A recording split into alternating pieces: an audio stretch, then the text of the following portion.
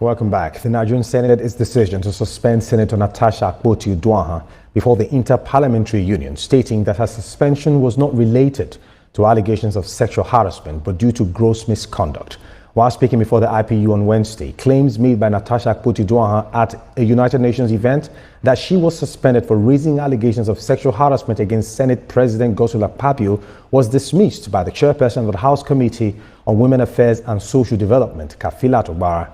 She further read the position paper of the Senate by the Senate leader, Senator Akpabio, where it was stated that the suspension was for gross misconduct and unruly behavior and not as a result of allegation of sexual harassment or assault. I still have with me Olufemi Lawson and, of course, Dr. Segun Osanya still joining us virtually.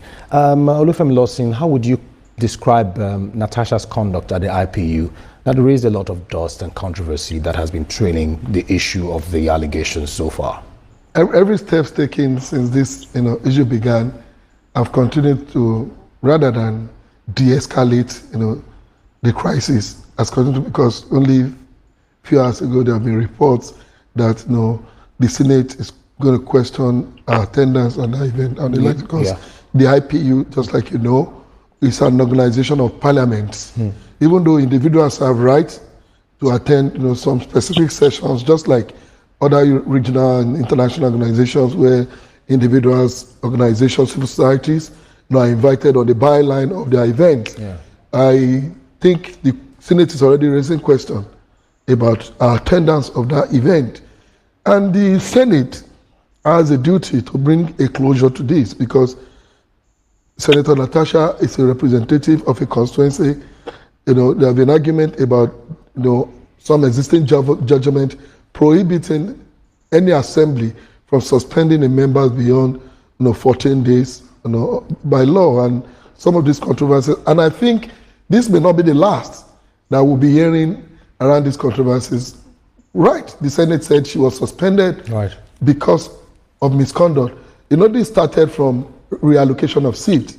Before she became aggrieved and she began to come out with other positions around our relationship with the Senate President and even the Senate. So beyond the issue of misconduct that she has been suspended for, according to the Senate, I think we cannot just overlook other allegations, because they are weighty enough to the extent that not only can it discredit the personality of the Senate President, but the personality of that institution.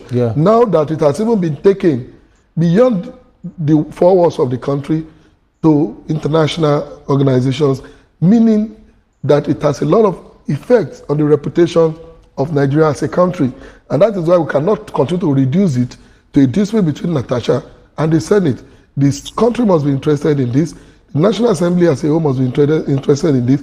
Thank God that it is a representative from the House of Reps that went in defense of the Senate, because now that tells you the National Assembly is already brought into the fore, because the Inter-Parliamentary Union is not just for senators, for every legislators, for every member country. So the National Assembly must now be interested in this matter, beyond the fact that she was suspended for gross misconduct, as they have placed it, to the extent of other allegations that have been laid on the National Assembly leadership, particularly at the international level. Okay. Now, Dr. Osanya, very quickly. Now, there were quiet whispers at the moment. So why would a senator choose, to go on that platform and embarrass the Federal Republic of Nigeria without considering the implications, knowing fully well how the president of Nigeria has been going around trying to sell Nigeria and bring investors to the country? How would you assess this whole situation from your point of view, very quickly?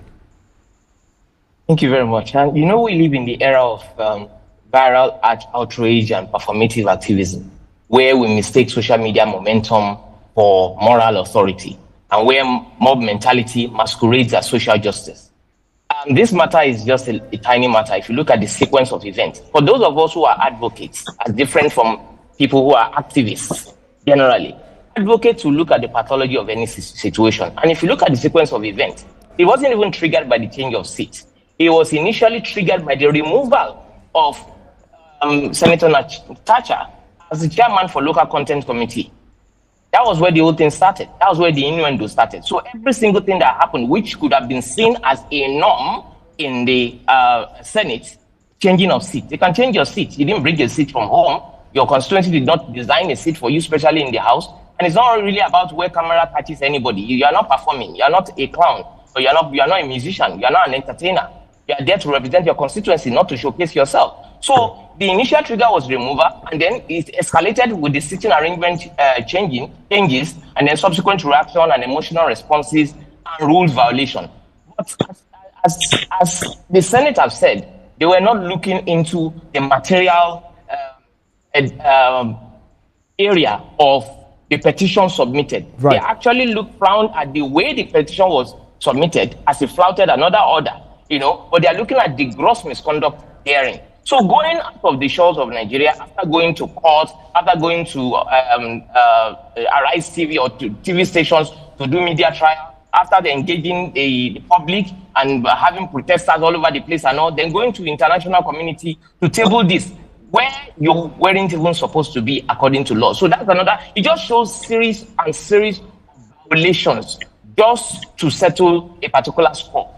So, and I don't think this shows responsibility on the side of my sister, Senator Natasha, because if you know how weighty it is for you to be a senator of a country such as ours, there are better ways in which you can engage this particular manner. And this entire imbroglio scenario itself, it shows critical aspect of institutional governance and public communication that needs to be strengthened within our policy, because this is a distraction as far as I'm concerned. All right, thank you very much. Dr. Lufemi, now that the Senate has stepped in and read their own part of the whole situation, what should happen going forward now from this moment?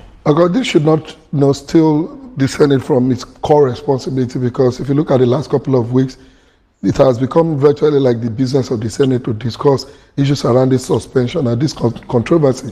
The Senate must remain focused on its primary responsibility while allowing the established institutions and committees to do the right thing. I mean the right thing to the extent that I still insist that even the president of the Senate has not been given fair hearing. Okay. It is beyond sitting in chair and asking those who are in favor or not to say aye or yes. Yeah. The president of the Senate needs to also be heard on this matter, while Senator Natasha should also be allowed beyond the social media and all these events she's attending to table her grievances before the Senate, where she is a member.